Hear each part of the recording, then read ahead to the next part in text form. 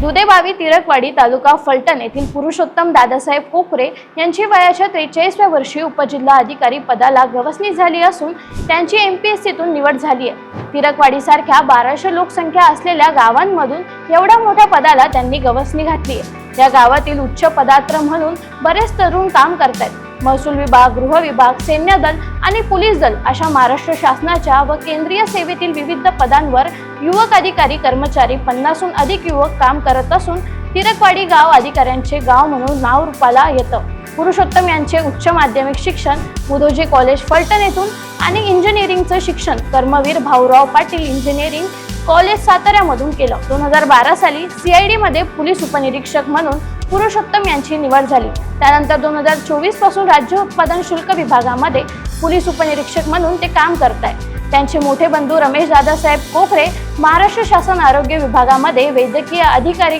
कर्जत रायगड येथे काम करतायत। या यशाबद्दल त्यांचे व त्यांच्या कुटुंबियांचे विविध क्षेत्रातून अभिनंदन होत आहे।